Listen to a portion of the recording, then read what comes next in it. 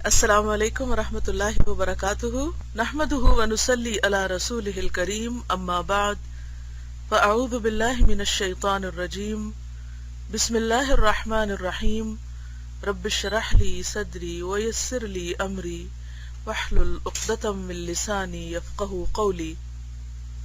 فصل پنجم، تکبر اور غرور کی مذمت۔ یہاں پر آپ حیران ہو رہے ہوں گے کہ تکبر کے ساتھ غرور کا لفظ کیوں آیا ہے؟ کیا یہ دو الگ الگ لفظ ہیں یا دونوں ایک ہی چیز ہیں؟ ایک اعتبار سے یہ دونوں ایک ہی ہیں، لیکن دوسرے اعتبار سے ان دونوں میں فرق بھی ہے، جو آگے جا کر انشاءاللہ آپ کو معلوم ہو جائے گا۔ لیکن یہ دونوں نہایت بری خصلتیں ہیں اور ان کی قرآن و سنت میں مذمت کی گئی، ان کو ناپسندیدہ قرار دیا گیا۔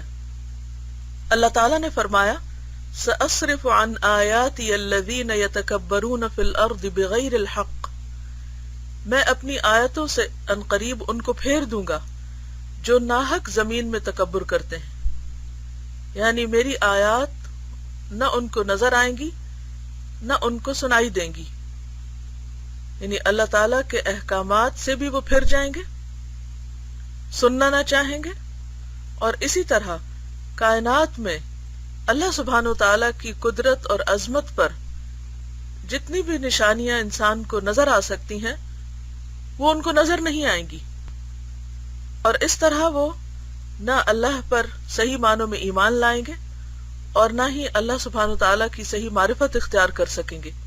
تو یہ انتہائی ضروری ہے کہ انسان اپنے اندر پائے جانے والے تکبر کا علاج کرے، خواہ چھوٹا ہو یا بڑا، تھوڑا ہو یا زیادہ، تاکہ وہ اللہ سبحانہ وتعالیٰ کی معرفت حاصل کر سکے۔ جیسا کہ آپ جانتے ہیں کتاب کا نام ہے منہاج القاصدین، تو منہاج کا مطلب ہے راستہ، طریقہ، اور قاصدین جو ارادہ کرنے والے ہیں، اللہ کی طرف جانے کا، اللہ کی محبت کا، اللہ کی معرفت کا۔ تو اس کتاب میں بنیادی طور پر ان باتوں کا ذکر کیا گیا ہے جو اللہ کی طرف لے جانے والی ہیں، یا پھر یہ کہ اللہ کی طرف جانے کے راستے میں رکاوٹ بنتی ہیں۔ تو جو چیزیں اللہ تعالیٰ کا قرب حاصل کرنے میں، اللہ کی معرفت اختیار کرنے میں رکاوٹ بنتی ہیں، ان میں سے ایک چیز تکبر اور غرور بھی ہے، اور کس طرح تکبر کرنے والوں کی نگاہوں کو اللہ تعالیٰ پھیر دیتا ہے کہ انہیں سامنے صاف حق نظر آتے ہوئے بھی نظر نہیں آتا، نشانیاں دکھائی نہیں دیتی۔ اللہ کی آیات سن کر بعض لوگوں کے دل لرز اٹھتے ہیں، وجلت قلوبہم، دل ہل جاتے ہیں، لیکن ایسے لوگوں کے دلوں پر قرآن کچھ بھی اثر نہیں کرتا، اور اثر کرنا تو دور کی بات ہے، وہ سننا بھی نہیں چاہتے۔ اور یہ تکبر کی وہ سزا ہے جو انسان کو دنیا میں ہی ملنے لگتی ہے، اور ایسے لوگ اللہ کو پسند نہیں۔ فرمایا، انہ لا یحب المستکبرین، بے شک وہ تکبر کرنے والوں کو پسند ہی نہیں کرتا۔ مسلم کے افراد میں، یہ افراد نہیں ہے، افراد وہ نہیں جو فرد کی جمع ہوتی ہے، لوگ، افراد حدیث سائنسز میں ایک ٹرم ہے۔ بعض احادیث ایسی ہیں جن کو بخاری اور مسلم نے مل کر روایت کیا، یعنی اکٹھے، جن کو متفق علیہ کہتے ہیں، اور بعض ایسی ہیں جو صحیح کے درجے میں ہیں لیکن ان کو یا مسلم نے یا بخاری نے روایت کیا ہے۔ تو یہاں افراد کا مطلب ہے اکیلے، یعنی یہ حدیث بخاری میں آپ کو نہیں ملے گی، صرف مسلم میں ہے۔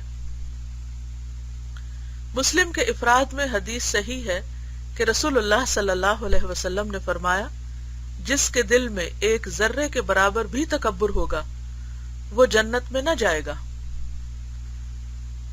یعنی تکبر اتنی خطرناک چیز ہے کہ اگر اس کا ایک ذرہ بھی باقی رہ جائے انسان کے اندر تو وہ اس کے لیے جنت تک پہنچنے، اللہ کا دیدار حاصل کرنے میں بہت بڑی رکاوٹ ہے، یعنی قاصدین کے راستے کی بہت بڑی رکاوٹ ہے۔ تکبر خواہ وہ رائی کے دانے برابر ہی کیوں نہ ہو۔ یہ بالکل ایسے ہی ہے کہ اگر کینسر کا ایک سیل بھی جسم میں باقی رہ جائے تو وہ دوبارہ خطرناک بیماری کی صورت اختیار کر سکتا ہے، اور انسان کی ہلاکت کا باعث بنتا ہے. تو بالکل اسی طرح تکبر کا چھوٹا سا حصہ بھی انسان کے لیے بہت بڑی وبال جان ہے. صحیحین میں نبی صلی اللہ علیہ وسلم کا ارشاد ہے کہ جہنم نے کہا میں متکبر لوگوں کے لیے منتخب ہوا ہوں، یعنی مجھے چن لیا گیا. کس کے لیے؟ تکبر کرنے والوں کے لیے. نبی صلی اللہ علیہ وسلم نے فرمایا جابر اور متکبر لوگ قیامت کے دن چیونٹیوں کی صورت میں اکٹھے کیے جائیں گے. آپ امیجن کریں کہ جیسے بہت ساری چیونٹیاں ایک جگہ پر اکٹھی ہوں اور ان کو لوگ پاؤں تلے روندیں گے کیونکہ وہ اللہ کی نگاہ میں ذلیل ہیں. دنیا میں جو لوگ خود کو بڑی چیز سمجھتے ہیں اللہ کے نزدیک ان کی حیثیت مچھر کے پر برابر نہیں. وہ چیونٹیوں کی شکل میں جو انتہائی چھوٹی مخلوق ہے زمین پر جو نظر آتی ہے عام طور پہ چلتے پھرتے، اس صورت میں میدان حشر میں پائے جائیں گے اور باقی لوگوں کے پاؤں تلے روندے جائیں گے. انتہائی ذلت اور رسوائی کا سامنا ان کو ہوگا. حضرت سفیان بن عیینہ نے کہا جس کا گناہ خواہش نفس سے مغلوبیت کا نتیجہ ہو اس کے لیے توبہ کی امید رکھو. خواہشات نفس، ڈیزائر، ہم سب کو معلوم ہے کہ مختلف چیزیں ایسی ہوتی ہیں کہ جن کے لیے انسان کا دل چاہتا ہے. ان میں سے بعض ایسی ہوتی ہیں کہ جو انسان کے لیے جائز ہیں اور بعض ناجائز ہیں، بعض حلال ہیں اور بعض حرام ہو سکتی. اب اگر کوئی شخص خواہش نفس کے دباؤ میں آ کر حلال کی بجائے حرام چیز استعمال کر لیتا ہے یا اس کی طرف چل پڑتا ہے تو وہ فوراً ریئلائز کر لے گا کہ اس نے غلطی کی ہے اور وہ توبہ بھی کر لے گا، وہ نادم بھی ہوگا. تو یہی بات یہ کہی گئی، یہاں بھی کہی جا رہی ہے کہ ایسی صورت میں کہ جو گناہ خواہش نفس کی وجہ سے ہو اس کے لیے توبہ کی امید رکھو کہ انسان پلٹ آئے گا. آدم علیہ السلام نے بھی خواہش نفس کے دباؤ میں آ کر نافرمانی کی تو ان کو بخش دیا گیا، لیکن جب نافرمانی تکبر کی وجہ سے ہو تو اس پر لعنت کا خوف ہے، یعنی ایسا شخص اللہ کی رحمت سے دور ہو جائے گا.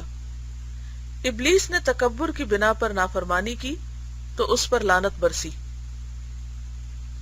صحیحین میں ہے کہ رسول اللہ صلی اللہ علیہ وسلم نے فرمایا جس نے اپنا کپڑا تکبر سے زمین پر لٹکایا اللہ تعالیٰ قیامت کے دن اس کی طرف دیکھے گا بھی نہیں. تو ابو بکر رضی اللہ عنہ نے کہا اے اللہ کے رسول صلی اللہ علیہ وسلم، میرے تہبند کا ایک کنارہ لٹک ہی جاتا ہے جب تک کہ میں اس کا پوری طرح خیال نہ رکھوں. رسول اللہ صلی اللہ علیہ وسلم نے فرمایا تو ان لوگوں میں سے نہیں ہے جو ایسا تکبر کی بنا پہ کرتے ہیں. تو اس سے پتہ یہ چلتا ہے کہ بسا اوقات انسان کا بظاہر ایکشن متکبرین کے ایکشن سے مشابہت اختیار کر سکتا ہے کسی غفلت کی وجہ سے، کسی معذوری کی وجہ سے، لیکن ضروری نہیں کہ وہ انسان حقیقت میں متکبر ہو، کیونکہ تکبر جو ہے وہ دل کے اندر ہوتا ہے اور اس کا اظہار عمل سے ہوتا ہے. تو وہ شخص جو کوئی ایسا عمل بھول چوک کے کر بیٹھے جو بظاہر تکبر میں آتا ہے تو انشاءاللہ اللہ تعالیٰ اس پر گرفت نہیں فرمائیں گے. معلوم ہونا چاہیے کہ تکبر ایک باطنی خلق ہے. باطنی خلق، باطن یعنی انسان کا اندر، اور خلق عادت. کچھ عادتیں انسان کی ظاہری ہوتی ہیں، مثلا وہ بولتا کیسے ہے، وہ ہنستا کیسے ہے، وہ دیکھتا کیسے ہے، وہ اس کے ایکشنز کیسے ہیں، حرکات کیسی ہیں، یہ ظاہر میں نظر آتی ہیں. لیکن کچھ چیزیں ایسی ہیں کہ جو انسان کے دل کے اندر ہی اندر ہوتی رہتی اور وہ اس کا باطنی خلق ہوتی ہیں، یعنی وہ عادتیں جو دوسروں کو نظر نہ آئیں. اس سے کچھ اعمال صادر ہوتے ہیں جو اس کا ثمرہ ہے. کس کا ثمرہ یا کس کا خلاصہ؟ انسان کے باطنی اعمال کا. بالکل ایسے ہی جیسے ایک بیج آپ زمین میں ڈالتے ہیں اور جیسا بیج ہوتا ہے ویسا ہی درخت باہر کو آتا ہے. تو درخت کی شکل و صورت، اس کی صحت، اس کی خوبصورتی کا سارا دار و مدار کس پر ہے؟ بیج پر. کہ آپ نے بیج کس قسم کا ڈالا. تو بالکل اسی طرح انسان جیسا اندر سے ہوتا ہے وہی اس کے باہر نظر آتا ہے، پھر وہ اعضاء پر ظاہر ہوتا ہے. اور تکبر یہ ہے کہ اپنے آپ کو صفات اور کمال میں دوسروں سے فوقیت دے. اس کو انڈر لائن کیجئے. تکبر کیا ہے؟ اپنے آپ کو صفات اور کمال میں دوسروں سے فوقیت دینا. تکبر یہ ہے کہ اپنے آپ کو صفات و کمال میں دوسروں سے فوقیت دے، یعنی انسان یہ سمجھے کہ میرے اندر تو ایسی کوالٹیز ہیں، ایسی خوبیاں ہیں، ایسی پرفیکشن ہے کہ جو دوسروں میں نہیں. یہ ہوتا ہے تکبر. اپنی عادتوں کو، اپنی صفات کو دوسروں سے بہتر سمجھنا. فوقیت دینا یعنی ان سے اوپر سمجھنا، اپنے آپ کو بڑی اونچی چیز سمجھنا. اور اس تعریف سے یہ عجب غرور سے الگ ہو جاتا ہے. عجب غرور کو کہتے ہیں. عجب ہوتا ہے خود کو پسند کرنا، کیونکہ عجب دوسرے کے وجود کو لازم نہیں ہے.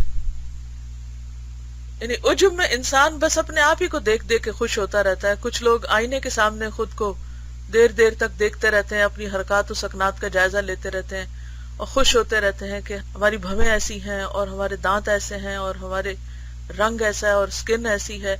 تو کچھ لوگ یہ نہیں دیکھتے کہ وہ دوسروں کے مقابلے میں کیسے ہیں، بس وہ اپنے آپ پہ بڑے خوش رہتے ہیں. بعض لوگ اپنے ہاتھوں کو دیکھتے رہتے ہیں، کوئی لوگ اپنی انگوٹھیوں کو. جیسے شروع میں نے عرض کیا تھا کہ تکبر اور غرور میں فرق ہے، تو یہاں پر آپ کو یہ فرق معلوم ہوگا. تکبر دوسروں کے مقابلے میں خود کو بڑا سمجھنا ہے اور دوسروں کو حقیر سمجھنا ہے. جبکہ عجب کیا ہے؟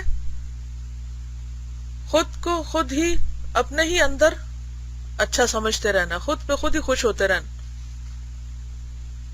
اپنے آپ پر حیران ہونا کہ میں کتنا خوبصورت ہوں اور میں کتنا اچھا ہوں اور میں ہی بس میں ہوں سب کچھ. اور اس کو جو اردو میں غرور کہا جاتا ہے، تو غرور کا معنی آپ کو معلوم ہے کہ دھوکا. یعنی انسان سیلف ڈسپشن کا شکار ہوتا ہے، دھوکے کا شکار. یہاں تک کہ اگر فرض کر لیا جائے کہ ایک ہی انسان پیدا ہو تو تصور کیا جا سکتا ہے کہ وہ مغرور ہو. یعنی اگر دنیا میں صرف ایک انسان ہو تو وہ بھی مغرور ہو سکتا ہے، کیونکہ وہ اپنے آپ پر ہی خوش ہو رہا ہے. لیکن یہ تصور نہیں کیا جا سکتا کہ وہ متکبر ہو، تا وقت کہ اس کے ساتھ دوسرے بھی نہ ہوں اور وہ اپنے آپ کو ان کے اوپر سمجھے. جب انسان اپنے آپ کو بڑا دیکھے گا تو لازماً دوسروں کو حقیر اور ذلیل سمجھے گا. متکبر کی صفت یہ ہے کہ وہ عوام کی طرف جہالت اور حقارت کی وجہ سے ایسا دیکھتا ہے جیسے گدھوں کی طرف دیکھتا ہو. یہ بات بھی اہم ہے. متکبر کی صفت یہ ہے، اس کو انڈر لائن کر لیں. اور اب اس بات کو اپنے اندر دیکھیں کہ کہیں آپ تو ایسا نہیں کرتے. یعنی متکبرین عوام کو، یعنی لے مین کو یا جو ماسز ہیں، ان کو جہالت اور حقارت کی وجہ سے، یعنی ان کی جہالت کہ اگنورنٹ لوگ ہیں، ان کو کچھ نہیں آتا، اور حقارت حقیر لوگ ہیں، معمولی لوگ ہیں، مالی اعتبار سے کمزور ہیں، تو ان کو ایسے دیکھتا ہے جیسے جانوروں کو کوئی دیکھتا ہو، یعنی کوئی بھی اہمیت نہیں دیتا. تکبر کی آفت بڑی عظیم ہے، یعنی بہت زیادہ عظیم. یہاں کو اچھے معنوں میں نہیں، مراد یہ ہے کہ بہت ہی بڑی ہے، بہت ہی بری ہے یہ آفت، اور بہت بڑی بھی. اور اس میں عوام بھی ہلاک ہوتے ہیں اور عابد، زاہد اور علماء بھی اس سے کم ہی بچتے ہیں. یہ ہے زیادہ خطرناک چیز. گویا کہ جو انسان دنیا میں کچھ کرتا ہے، خواہ وہ عبادت کرتا ہے یا علم حاصل کرتا ہے یا دنیا سے بے رغبتی اختیار کرتا ہے، تو اس کے اندر اس کے جراثیم آ جاتے ہیں، کیونکہ بہرحال وہ دوسروں سے بہتر کام کر رہا ہوتا ہے. تو ہر وہ شخص خطرے میں ہے جو دوسروں کے مقابلے میں کوئی زیادہ بہتر کام کر رہا ہو. نبی صلی اللہ علیہ وسلم نے خبر دی ہے کہ جس کے دل میں ایک ذرے کے برابر بھی تکبر ہوگا وہ جنت میں داخل نہ ہوگا، اور تکبر جنت کے آگے حجاب ہے. یعنی ایسے ہی ہے کہ جیسے کوئی جنت میں داخل ہونے لگے تو اس کا دروازہ بند کر دیا جائے. آگے اسکرین ڈال دی جائے، کیونکہ وہ بندے اور مومنوں کے اخلاق میں حائل ہو جاتا ہے، یعنی انسان کے اندر پھر حقیقی مومن کے اخلاق نہیں ہوتے۔ متکبر آدمی طاقت نہیں رکھتا کہ مومنوں کے لیے بھی وہی پسند کرے جو اپنے لیے پسند کرتا ہے۔ متکبر آدمی طاقت نہیں رکھتا کس بات کی؟ یعنی وہ یہ نہیں کر سکتا کہ دوسرے کے لیے وہی پسند کرے جو اپنے لیے کرتا ہے، کیونکہ وہ دوسروں کو اپنے برابر دیکھنا ہی نہیں چاہتا، وہ دوسروں سے آگے بڑھنا چاہتا ہے، خود کو دوسروں سے بہتر سمجھتا ہے۔ وہ تواضع پہ قادر نہیں ہوتا، نہ غصے، کینے اور غضب کو چھوڑ سکتا ہے اور نہ نصیحت قبول کرتا ہے، یعنی اس کا غیظ و غضب، کینہ یعنی دوسروں سے برا گمان، نفرت، یہ سب اس سے نہیں چھٹتی، اور نہ ہی وہ کسی کی بات سنتا ہے۔ اسی طرح لوگوں کو حقیر سمجھنے اور ان کی غیبت کرنے سے بھی نہیں بچ سکتا۔ تو اس سے پتہ ہی چلتا ہے کہ بہت سی برائیاں اور بد اخلاقیاں جو ہیں ان کا اصل سبب تکبر ہی ہے۔ غرض جو بھی برا خلق ہے وہ اس کے لیے لازم ہے، یعنی ایک تکبر آیا اور ساری خرابیاں اندر آ گئی، گویا یہ باقی اخلاقی عیبوں کا دروازہ کھول دیتا ہے۔ تکبر کی بدترین قسم وہ ہے جو متکبر کو علم کے استفادے، قبول حق اور اس کی اطاعت سے روک دے۔ یعنی ویسے تو ہر طرح کا تکبر برا ہے، لیکن سب سے بدترین تکبر وہ ہے جو تکبر کرنے والے کو علم کے استفادے سے روک دے، حق قبول کرنے سے روک دے، حق کی اطاعت کرنے سے روک دے۔ مثلا طالب علم کے اندر تکبر کیا ہو سکتا ہے کہ وہ استاد کے لیے عاجزی اور تواضع اختیار نہ کرے، خود علم حاصل کرنے کے لیے آگے نہ بڑھے، اور اس بات کی توقع رکھے کہ استاد خود ہی آگے بڑھ کر اس کو سکھا دے۔ اسی طرح قبول حق، کہ جب کوئی بات جو درست ہو اس کے سامنے آئے تو وہ اسے ماننے سے انکار کر دے محض ضد کی بنا پر، اور پھر عمل نہ کرے کہ یہ تو میری شان کے خلاف ہے۔ بہت سے لوگ قرآن مجید پڑھتے ہیں لیکن ان کا قرآن پاک کے ساتھ وہ تعلق نہیں ہوتا کہ جو بھی قرآن میں آیا میں اسے قبول کروں گا۔ وہ بہت سلیکٹو ہوتے ہیں، بعض حصے کو لیتے ہیں اور بعض کا انکار کر دیتے ہیں۔ کیوں؟ صرف وہ لیتے ہیں جو ان کی شان کے حسب حال ہوتا ہے، اور جہاں وہ سمجھتے ہیں کہ انہیں اپنی شان و شوکت کی یا اپنی بڑائی کی قربانی کرنی پڑے گی وہ اس سے رک جاتے ہیں۔ کبھی متکبر کو معرفت حاصل ہو جاتی ہے، یعنی اللہ کی، کبھی حق کی فرما برداری کے لیے اس کا نفس اس کی پیروی نہیں کرتا، جیسے کہ اللہ تعالیٰ نے فرمایا وَجَحَدُوا بِهَا وَاسْتَيْقَنَتْهَا أَنفُسُهُمْ ظُلْمًا وَعُلُوًّا، اور انہوں نے ظلم اور تکبر سے اس کا انکار کر دیا حالانکہ ان کے نفس اس کا یقین کر چکے تھے۔ تو اس سے کیا پتہ چلتا ہے کہ بعض اوقات انسان حق کو پہچان رہا ہوتا ہے لیکن محض ضد کی وجہ سے، تکبر کی وجہ سے اسے قبول نہیں کرتا۔ ظلم و علو تکبری کے لیے آ رہا ہے۔ فَقَالُوا أَنُؤْمِنُ لِبَشَرَيْنِ مِثْلِنَا، وہ بولے کیا ہم اپنے جیسے دو بندوں پر ایمان لے آئیں، یعنی ہم ان کو نہیں مانیں گے، کیونکہ وہ خود کو ان سے بڑا سمجھتے تھے۔ ان انتم الا بشر مثلنا، تم ہمارے جیسے آدمی ہی تو ہو، ہم تمہیں بھلا کیوں اپنے سے بڑا مان لیں؟ کیونکہ عموماً یہ ہوتا ہے کہ انسان جب کسی کی بات قبول کرتا ہے تو گویا وہ اپنا آپ اس کے حوالے کر دیتا ہے، اس کے تابع کر دیتا ہے۔ اسی طرح کچھ حاصل کرنے کے لیے تواضع اختیار کرنی پڑتی ہے۔ جو لوگ مال سے محبت کرنے والے ہوتے ہیں عام طور پر آپ نے دیکھا ہوگا کہ وہ بھیک مانگنے سے بھی نہیں کتراتے، وہ اس کے لیے سوال کرتے ہیں۔ لیکن بسا اوقات علم کے طالب، علم کے چاہنے والے، علم سے محبت کرنے والے آگے بڑھ کر سوال نہیں کرتے، انہیں اس میں جھجک ہوتی ہے۔ وہ یہ سمجھتے ہیں کہ کہیں ہماری بے عزتی نہ ہو جائے، کہیں کوئی یہ نہ سمجھ لے کہ اچھا تمہیں یہ بھی نہیں آتا۔ کیا چیز روکتی، کیا چیز مانے ہوتی ہے جب ایک طالب علم کے اندر سوال ہوتا ہے اور پھر وہ سوال نہیں کرتا، وہ نہیں پوچھتا؟ یہ بھی تکبر ہی کی ایک قسم ہوتی ہے جو چھپا ہوا تھا انسان کے اندر، کہ وہ سمجھتا ہے کہ اس طرح میری جہالت کھل جائے گی، میری لا علمی کا لوگوں کا علم ہو جائے گا، اور پھر میرا جو رعب قائم ہے لوگوں کے اندر اور جو میری بڑائی ثابت ہے لوگوں کے اندر وہ ختم ہو جائے گی کہ اچھا یہ فلاں شخص، اس کو یہ بات بھی نہیں پتا. تو بہت سے طالب علم علم سے اس لیے محروم رہ جاتے ہیں کہ وہ علم کے لیے تواضع اور عاجزی اختیار نہیں کرتے، وہ اس کے لیے آگے بڑھ کر سوال نہیں کرتے، پوچھتے نہیں، صبر نہیں کرتے، کیونکہ ان سب چیزوں میں ان کے نفس پر زد پڑتی ہے. اس طرح کی اور بہت سی آیات ہیں، اور یہ اللہ اور اس کے رسول پر تکبر ہے. یعنی حق کو قبول نہ کرنا، اللہ اور رسول کے مقابلے پر خود کو بڑا سمجھنا ہے کہ ہم تمہاری بات کیوں مانے، ہمیں خود ہی بہت کچھ پتا ہے. اور اس سے بڑا دھوکہ کیا ہو سکتا ہے کسی بھی انسان کو. پہلے بیان ہو چکا تکبر یہ ہے کہ دوسروں کو ذلیل اور اپنے آپ کو ان سے بڑا جانے، اور یہ اللہ کے حکم کی نافرمانی ہے، جیسا کہ آدم علیہ السلام پر ابلیس کے تکبر نے اسے اپنے رب کے حکم کی تعمیل سے روک دیا. رسول اللہ صلی اللہ علیہ وسلم نے تکبر کی تشریح یوں فرمائی ہے: تکبر حق کو ٹھکرانا اور لوگوں کو حقیر سمجھنا ہے. جزاکم اللہ خیرن. اللہ تعالیٰ آپ سب کو بہت بہت خوش رکھے اور اس علم سے بھرپور فائدہ اٹھانے کی توفیق دے. سبحانک اللہم و بحمدک، نشہد ان لا الہ الا انت، نستغفرک و نتوب الیک. السلام علیکم ورحمۃ اللہ وبرکاتہ.